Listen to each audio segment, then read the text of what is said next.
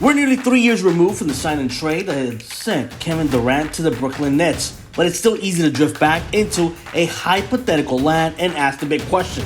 What if Kevin Durant had decided that he wanted to stay with the Golden State Warriors? From 2016 to 2019, Golden State experienced a basketball nirvana. Durant seemingly slid into Steve Kerr's rotation, and the Warriors proceeded to capture back-to-back championships, coming up just short of a three-peat after Durant tore his Achilles and Klay Thompson his ACL, and they both suffered season-ending injuries during the 2019 NBA Finals. While that campaign ended in disappointment, Durant still seemingly had the perfect situation sitting in front of him as he entered free agency. The Warriors would have given him any type of contract he wanted, and he would have time to go through the rehab process in a familiar setting. Steph Curry and Draymond Green could hold down the fourth, then resume their domination of the NBA when Durant and Thompson returned. But the situation actually was not perfect. It was far from it, actually. But why did Kevin Durant leave the Bay Area?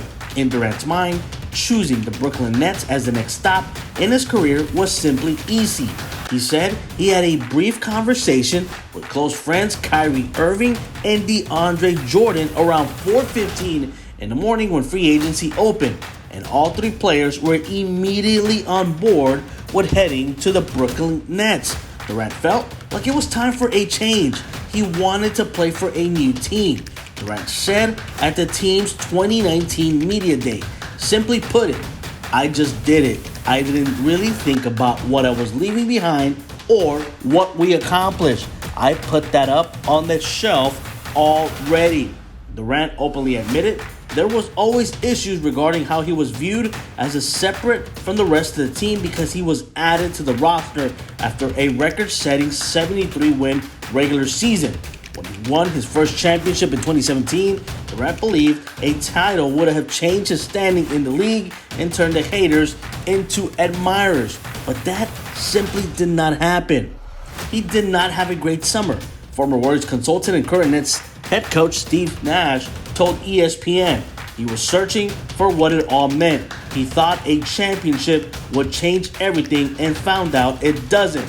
He was not fulfilled. He didn't work out as much as he normally does.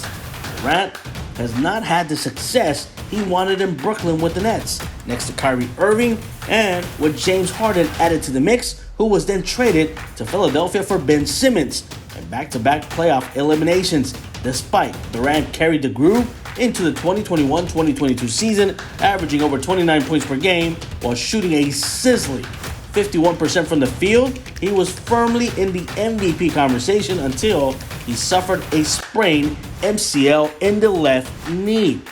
The Warriors, meanwhile, are once again title contenders. Curry and Green have been terrific together when both players are fully healthy, and Thompson's return to the court after a long journey to recovery has put the Warriors in the driver's seat to win another NBA championship. Perhaps the Durant-Warriors breakup was inevitable, simply a part of an NBA in which superstar movement has become common. Still, it's hard not to wonder what could have been had Kevin Durant re-signed with the Golden State Warriors.